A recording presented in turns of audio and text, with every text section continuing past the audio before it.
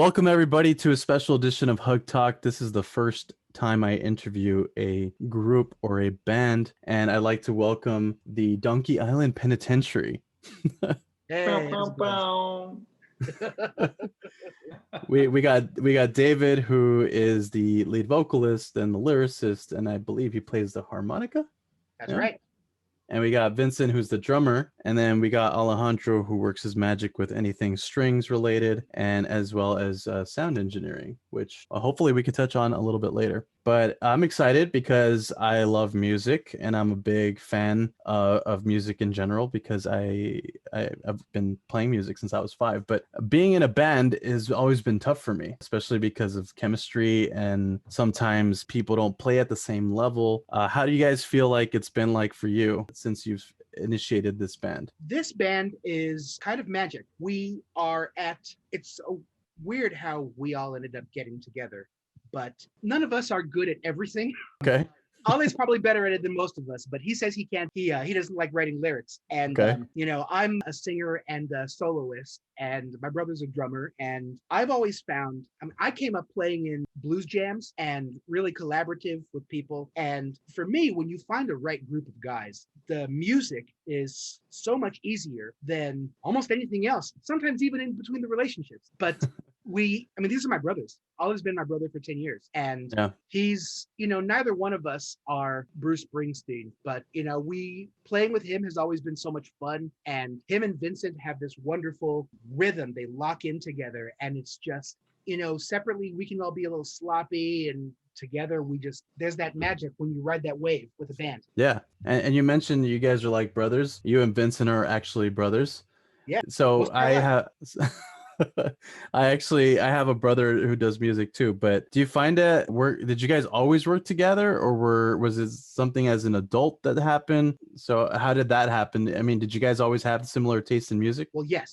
Yeah, Dave and I grew up like always loving the same music. We were big rock fans growing up. Our dad was a huge classic rock fan. So, and he was young when he had us. Yeah, my parents were both like 21. I'm probably, I know some people have kids when they're younger, but growing up, they were still pretty like in their early 20s, early 30s. So my dad was listening to like a lot of like Led Zeppelin and, Black Sabbath and The Doors and a lot of blues. And then my mom was really into like the Beatles and Elton John and David Bowie. So we just we grew up, that was the music we grew up with. And then we were I think I was like 13 when like Siamese Dream came out. So like around that era, like Nirvana, like early alternative grunge, it was like real formative years for us. And so, and Dave and I just always grew up like, we're about a year apart. And so we always liked the same things, but always like different parts of it. And so if like I like Batman and Dave liked, Superman, and Dave liked Wolverine, I like Nightcrawler.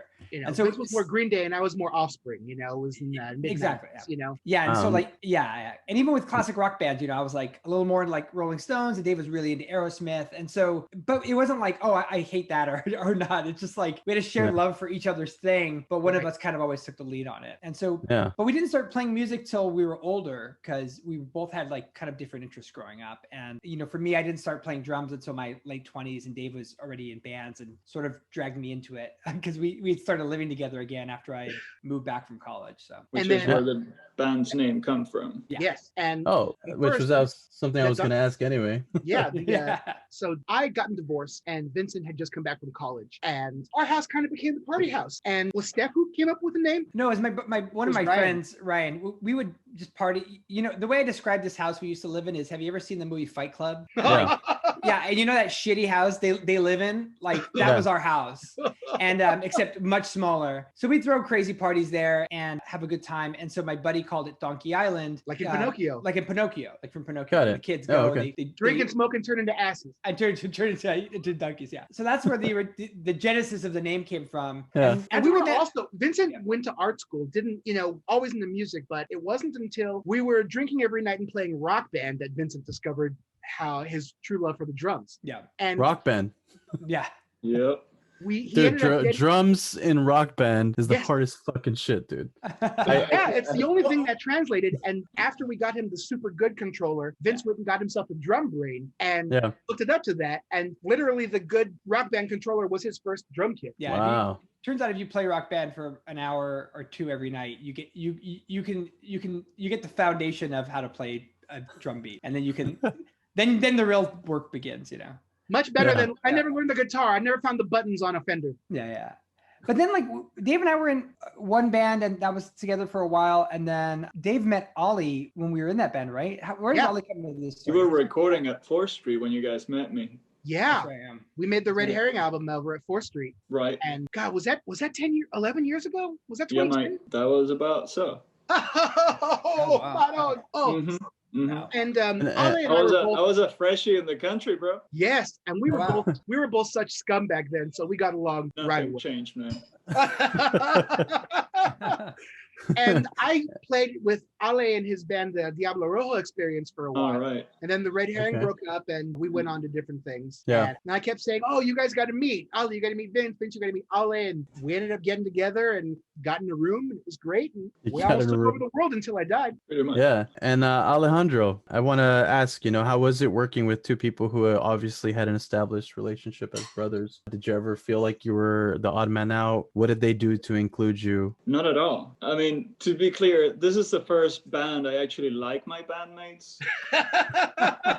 Like, you've been in bands, so you realize there's always like certain dynamics of, the bass player is cool, but then the drummer is kind of a dick, all that kind of stuff. Yeah, for sure. This time it's not like that, and like Dave kind of stressed it in the beginning. That's the magic of this thing. It's sometimes we have frustrating rehearsals, and you come back and let's start over, reset, and the relationship that you have with these people has overextended or overexceeded anything that has to do with the musical aspect of it. Yeah. So that's part of the magic, I feel like, also in this band. Okay. Cool, man. Yeah. I want to ask David, actually. I want you to describe a time that this band has achieved something you guys were striving for. So you guys achieved something you wanted to do, but you felt disappointed by the success. That is a tough one. We had a show at this little warehouse in Montebello, Sure. and Ooh. Oh, this this is is a a good one. the day of, the headlining band asked to switch slots with us. And they were a known band. They'd been in the news. We actually name dropped them and got on KLOS Wow. for the show. And Yeah. so They had like a micro viral moment where like Mhm. they had they run had a afoul name. They were of being a sued by big, Vice Media. yeah, they were being They had a sued- similar name. They had a similar name, yeah. So they kind of, and like, more power to them, but they kind of big timed us a little bit because we were set to go at a certain time and we had adjusted our schedules around it. And then they asked at the last minute to shift because they had another show right after, which, and normally we don't do that because when you're just kind of starting out as a band, you get jerked around a lot. Yeah, I think, for sure. and people just like, when you're no one, they don't care. And so I personally was getting very frustrated by it because I'm like, you know what, like, let's just say no. And if they tell us we can't play, like, then fuck it, because Yeah, we saved gas money. it didn't seem worth it for me. But that time, because we kind of were on the band's side with like what they were going through, it was like, we were like, all right, fine. Let's just say, yeah, this one time or whatever. Also, it's a new venue, and like so much of playing and being a creative person is about your relationships with people. So you don't want to be difficult. So Yeah. it's a hard choice all the time. Anyway, so go ahead, Dave. You can So finish we the story. go and they play the second to last slot, our slot, and they kill it. And then the next band comes on, and we're setting up, and we're about to start into our opener, and the cops bust up the show. Oh, man. like First chord. like no joke, like a movie. It was like, "Prong," and then they're like, stop. And then there's a photo somewhere of us like this, like, Oh, man. Oh, it's the kind of thing where you're so pissed, but Yeah.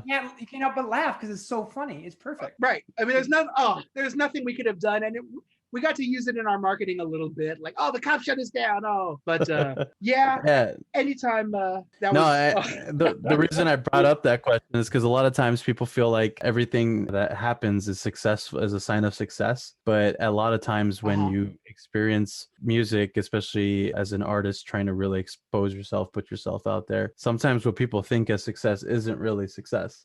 For me, a successful show isn't a full house now. It's more of like how many people look looked for me after the show and wanted to talk to me, and how many people, like, I did a comedy show for a sold out crowd, and people came to take photos with me like if I was some comedian who was established, only because I opened up for a guy who was established. And Right. to me, that is the stuff that's starting to matter more now. And so that's why I brought up that question. And Yeah. Vincent, I actually have a question for you. Do you feel like you're understood in this band? Oh, yeah.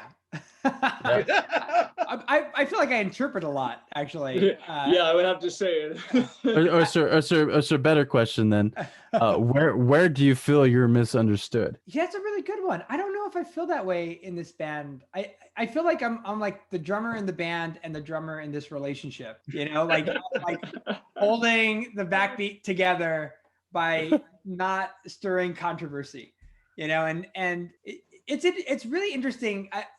The interesting thing about this band, we have other members that have come in and out over the years. Right now, when we were playing as a 5-piece. We have a former bass player. Now we have a new bass player. We're also friends with everyone, just circumstantial why we don't play together. But the persistent group has been this three. Like this is like the core unit. And I think it works because there's 3 of us and we're all very different. Right. But I feel like, you know, Dave and I, you know, grew up very close, but we're very different. Like we have very different personalities. Dave is much more. They are. I can vouch for that. Yeah. Dave's much more like bold and emotive and expressive and outgoing, and I'm a little bit more reserved and a little bit more like practical and grounded. And I think like we've always had this amazing balance in our relationship because we kind of pull each other in different directions. Like I would have never played on stage ever. Right. I would have been content to just play alone drums. Like legitimately, even now, like there are times where I'm like, I would have felt totally comfortable just playing by myself. Yeah. Not even telling anyone I was a drummer because I just enjoy the doing of it. Sure. But Dave, like before I was ready, Dave was like, all right, look, me and my girlfriend need a drummer, so you're a drummer now. And then he threw me in with Alejandro, and I felt I was completely out of my element there because I'd been playing for maybe 2 years at that point. Ollie's been playing since he was a kid. I also started speaking Spanish, so that he started speaking Spanish and just. But anyway, I guess my roundabout point is that like Dave and I are pretty different, and Ollie kind of fits right between us. Yeah. You know, like, you know, Ollie is kind of both sides of us. And so it's, you know, it makes it pretty, it makes it so like the dynamic really works well for long periods of time, just because it's like, you know, like there's sometimes like I never have this feeling where like, oh, like, and I've been conscious of it too. Like I don't want Alejandro to feel like, oh, it's Dave and I versus Alejandro. Because the fact of the matter is sometimes I don't agree with Dave and I agree with Alejandro. So it's just like, and I really appreciate that about you. Yeah. And so I really appreciate that that we really do balance each other out. It's the Three Kings setup really works out well. Because if all of us agree to something, great. And if 2 of us agree to something and 1 of us is out, then we're out. Yeah. I guess so I don't really feel misunderstood ever, really. It more than anything, it's more of like, I wish I didn't have to be a bridge at this point in time. I'm just here. I just want to play drums. I don't want to solve problems, you know? Have you contemplated doing some sort of therapy for bands? Because it's really sounding like this. I know. That's what Hug Talk's about, man. Hug Talk is they're like little mini therapy sessions. I didn't pitch it like that because I didn't know if you guys would be open. But it keeps things interesting for sure. Just being that interconnected between the 2, and it's like it's been interesting, like, you know, getting to know Alejandro, and I can't believe it's been that long. But you know, when like Dave and I grew up together, and you know, we're in our late 30s and are 40 now. I think I'm gonna be 40 this year, and so it's like I just know this dude. You know what I mean? Yeah. Like, of course. I don't even have to like. I know the minute somebody says something to Dave, I know exactly where he's at. Yeah, and so it's just like, so it's actually been interesting having to kind of like bring Alejandro up to speed. You know what I mean? Yeah, yeah, exactly. You know, and it's like, well, he didn't mean it, and he's saying, you know, right. But also just like, I think an interesting part of it too is like, you know, Ollie's not from America, and Dave and I are from LA, America, and so like, there's a cultural difference too that I had to really, you know, understand, and it's a real thing. No, definitely. Alejandro, you're from Argentina, correct? Indeed. All right, and this next question's for you. Do you feel like you're falling short of any of your potential? Wow. Yeah, I'm telling you. And if so, where do you feel like you need to work on? Wow. Because Did it sounds you like talk you to my got. shrink lately? Have you been talking to my shrink or something? Because I feel like Uh, Vincent and David have been talking a lot of high praise on you. So I just want to know where do you feel like you're not paying attention to, or what part of your potential you're not reaching? Potential. Well, I think that's what different musical projects are for. So you never feel. That's why I became a producer, first and foremost. I feel like music to me, it's so much deeper than just one musical type of expression. Yeah. And the first record I purposely played was Vivaldi. Here we go, playing punk rock, like it's all good. I love it all. Yeah. So potential would be when I can't play more often. That's when the potential falls short. But other than that, it's in this band, I think it's everything it needs to be. This is where I get my rocks off on being a guitar, like balls out. Mm-hmm. There's space for that. And I think that, for example, one of the things that we're trying to or aspire to do is just take that baton of like Lemmy, and push that. That is the potential that I feel like. Maybe the potential would be awesome if we were 30 years ago and having this band, we would be killing it, Yeah. But that's just a time travel situation that we can fix with alternate realities from Dave. Right? There you go. Okay. And so you do sound production. You mentioned production as being one of the things you do. Now, I know that aside from being in this band, you're also a producer. And so I believe it's called what is it? Odd Sounds? Odd Sounds, yes. Yeah, Odd with Sounds. A Z. With a Z. And so tell me a little bit about that and how it's helped you with this band being able to also engineer the music afterwards and record during the recordings. Because I think that for a lot of the indie artists, which you're starting to see a lot more of, like people who can buy nice equipment at Guitar Center and try to record at home, for producers being part of a music group that has a producer. So how does that make your life easier? Well, I started recording myself when I was 16. So the whole music and production started at the same time in a way I don't even notice.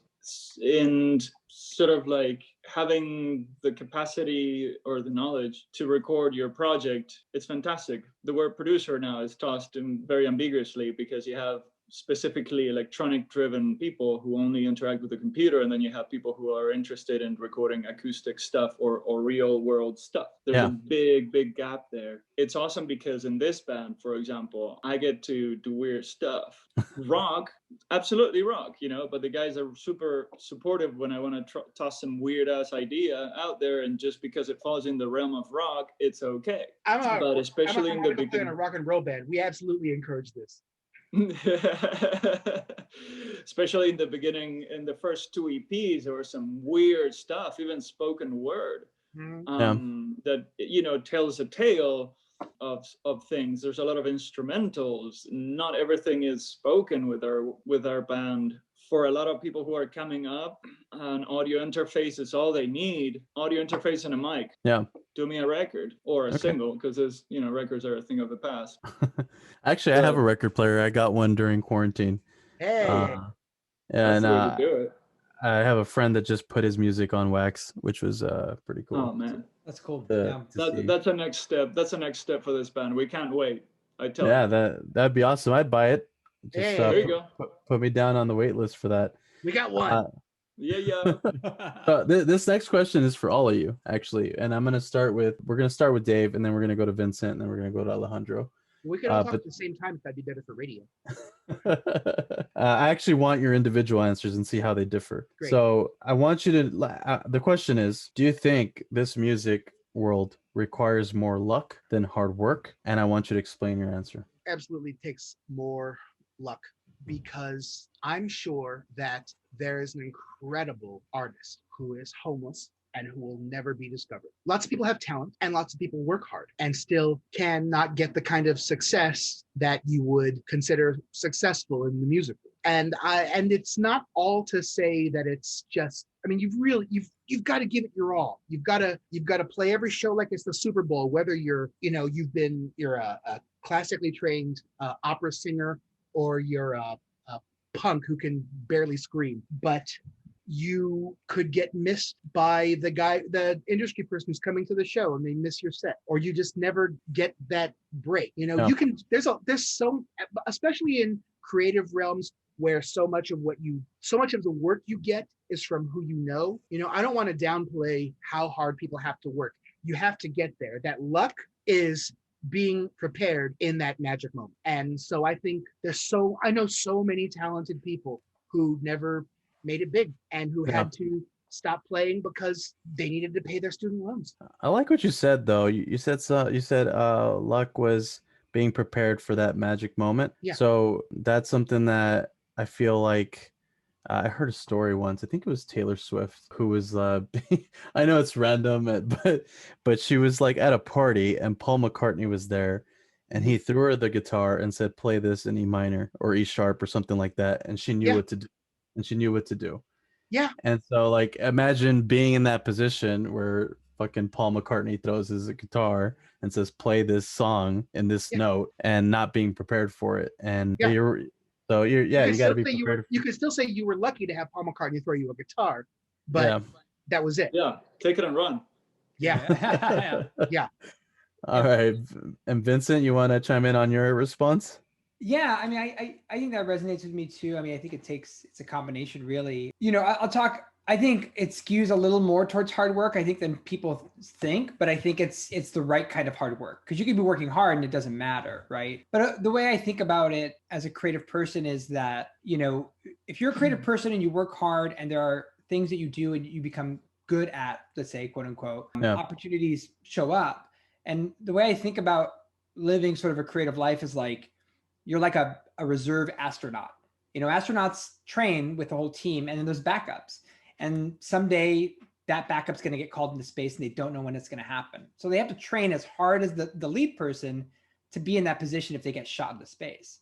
So one day they're going to get the call in the morning, like, hey, you got to come to Cape Canaveral and we're fucking flying into the stratosphere and you got to be ready. And that's what it's like being a creative person, is you never know when that's going to happen. You know, I have a whole career as like a visual artist, like aside from the band. And, you know, it was a path charted with, you know, hard work and luck, you know, because just the right opportunity comes up, but you got to be ready for it. Like you have to know what you're doing and like have a certain competency, you know. And Alejandro, you want to give your take on that question? Sure thing. I will say 80% of what they said, both of them, Dave and Vince, and I would have to add the fact that every single aspect of any creative project needs luck and hard work. Every single aspect, however and whatever you want to talk about, all of those aspects need hard work and luck. I'm lucky I got these two fools that play with me. You know what I mean? That's the lucky break. The hard break is not killing each other in the recording room, for example. That's a hard work. Trust me. We go through it every recording. Right. But the luck hard of work is going to the hard work is going getting a good gig at a good spot. The lucky thing is like, well, we don't know if somebody's going to show up. Do they show up? Do they don't? You know, they usually like you. That's a good sign. And we can go start talking about the industry. And I mean, most of that time, it just takes money. Yeah. But having the right people with the money, then that's the lucky part. So, you know, it gets deep. Rabbit hole gets deep. Yeah, I also wanted to add that it's so lucky just coming up with a great song. Alec plays this riff or Vince plays this drum beat, or I say this thing and they're like, what was that? Do that again. Yeah. We still have to rehearse it and flesh it and make it. But that being creative, that inspiration is all luck. Well, was it 20% inspiration, 80% perspiration? Right. Yeah. Oh yeah. I was gonna ask, do you feel like when you're writing a song, who are you writing it for? Like what are you like? What is the purpose of Donkey Island Penitentiary? Like what is your ultimate? What are you trying to communicate to the world here? So what is your message as a band? I don't know who wants to take this one. David? You guys mind if I?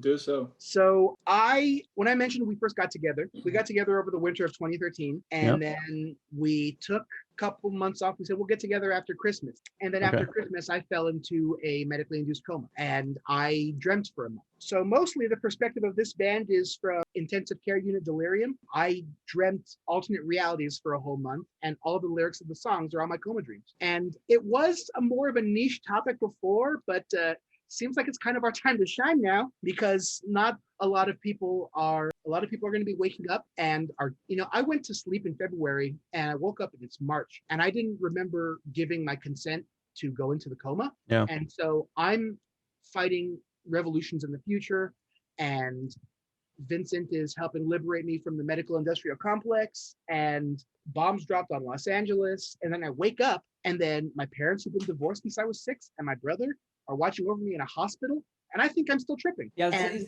it's the thing that they don't tell you. Like, Dave had gotten H1N1 and then had to be put on a ventilator. That's why he was induced into a coma.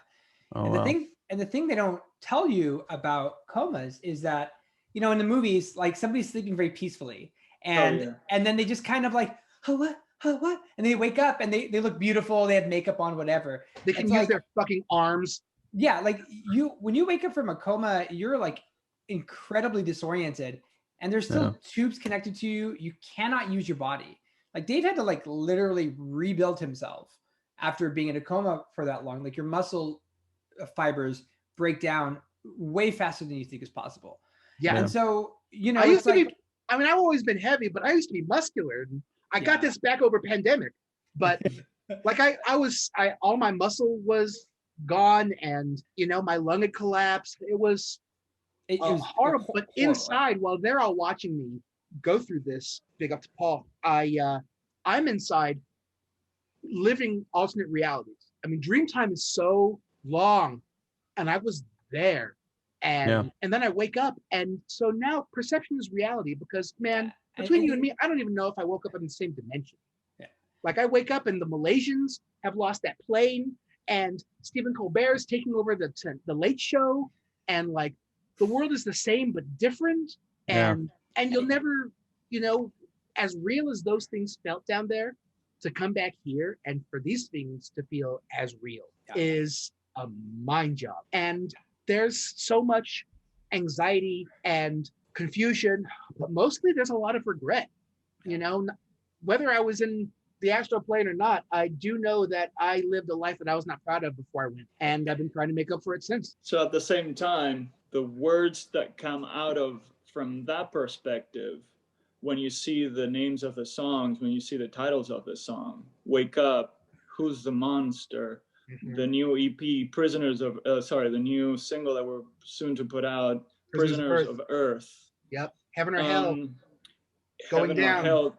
Yeah, so they're all, in a way, they're meant for all and each one of us who actually wants to pay a listen. I'm sure you'll find something to relate, especially in these COVID years where we're all a little bit prisoners of Earth, and the paraphrasing of the penitentiary is more real than ever. Yeah.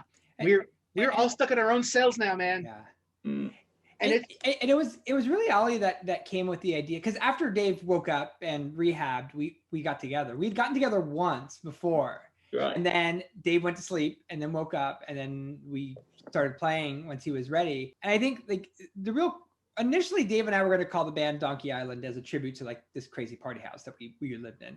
And Alejandro was like, oh, that sounds a little like empty, right? Like, but I like the name, but it sounds a little like empty. Like, could we add something like penitentiary? I don't even know why he came up with that, but it immediately made sense to me, because it wasn't about aggrandizing the island where the kids go to drink. It was about what happens to them afterwards, right? Yeah. And I think that a lot of this band is about what happens after, because rock and roll has sort of like the cliche sex, drug, rock and roll, having a great time, whatever.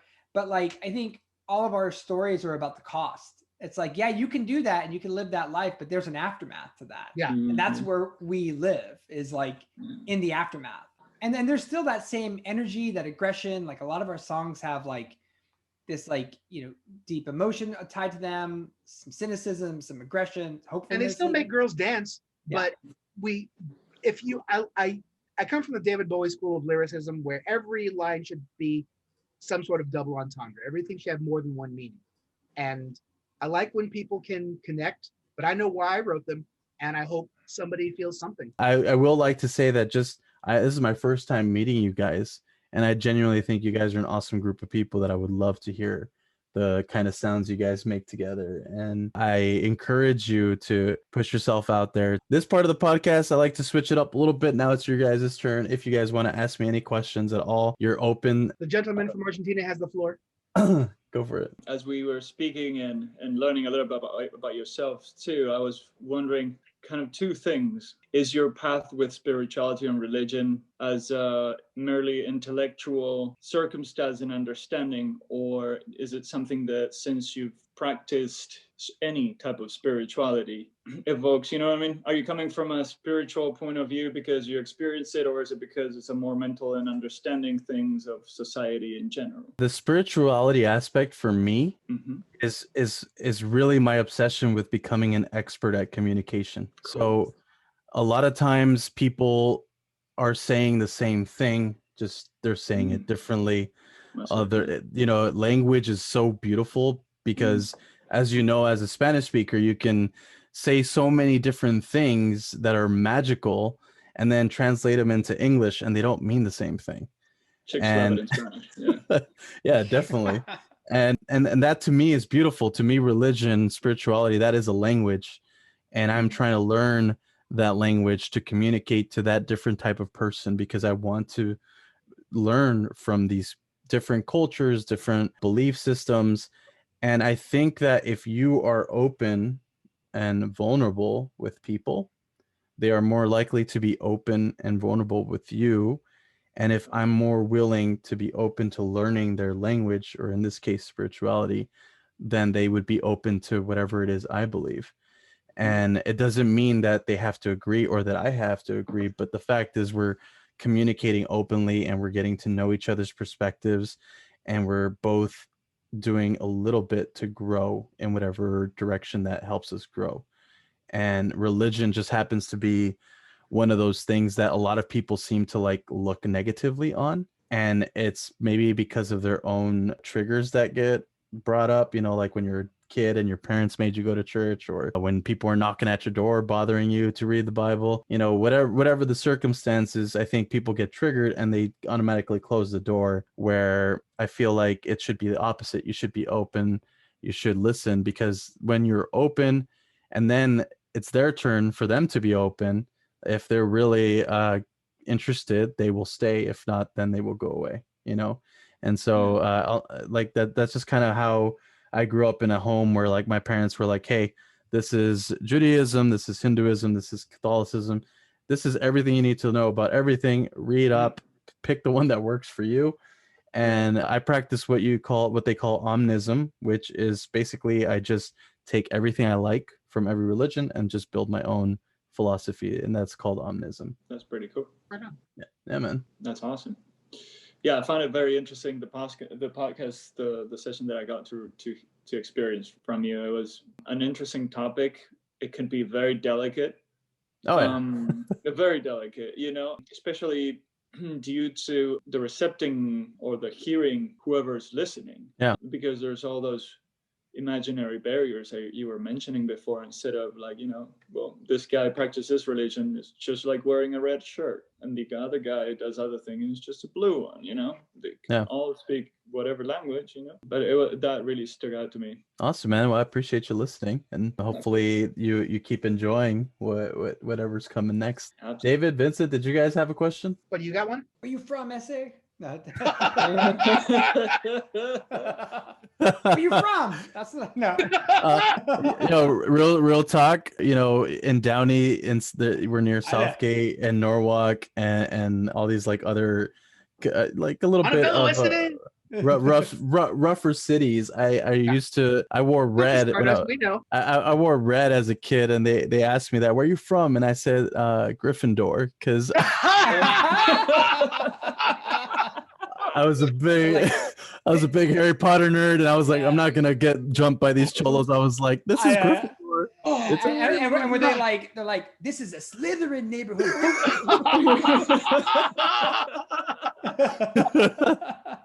And David, any question from you? Yeah, you touched on it a little bit, but what do you think is your purpose? My purpose, I feel like it's just to share my story and kind of encourage people to make themselves vulnerable and allow themselves to feel whatever it is they're feeling instead of trying to hide from it. Because I think that's the number one reason why people face anxiety and depression, because they don't allow themselves to be themselves, and they feel like they're not accepted. And I think that if you communicate that to people, especially in your circle, like you guys are such a tight-knit group right now, the three of you, I bet you if one of you was saying, hey, I feel like I'm not being accepted, the other two would definitely just jump on and be like, yo, what are you talking about? We accept you. We love you.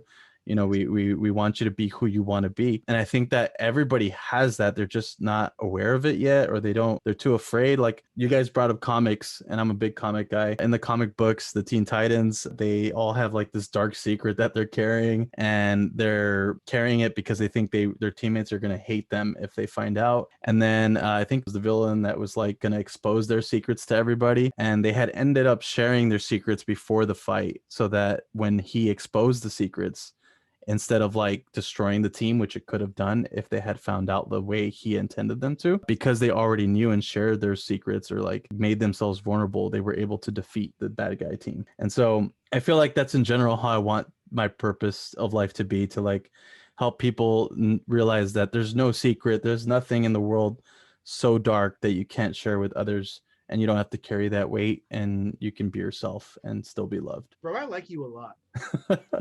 Thanks, man. I really like you guys too. I really want to see you guys at a show. I want to meet you guys in person once this is all done. 100%. And I want to direct people to your guys' new single that you guys are promoting, right? Yeah. And can you guys let us know a little bit about it, and what it's about, and where they can listen to it? So it's a rock and roll song about a coma dream I had where I was Frankenstein's monster and they just left me. And so it's called Who's the Monster? And it's real drivey rock and roll, got some Edgar Winter influences, and it's real fun, angry kind of track. Real good driving music. Awesome. And where can we check it out? You can find that on Spotify and Apple Music and Amazon. It's released everywhere you can stream or buy stuff. You can buy it on Bandcamp. There's a lyric video on There's YouTube. a lyric video as well. on YouTube, or you could find it all on donkeyislandpenitentiary.com. Awesome. And if you guys don't mind, I might download the lyric video and add it to this podcast, because I do the video clips and stuff. Please. So That'd be great. I can add it to the end. Permission. Awesome. Thank you. I appreciate you guys for coming on the show. Thank you. Alejandro, Vincent, David, you guys are amazing. Wish you guys all the best and success. Bro, thank you guys. Yeah, of course. Monica, Hugo, thank you so much. Have a good night, everyone. Have a good night, Thank guys. you.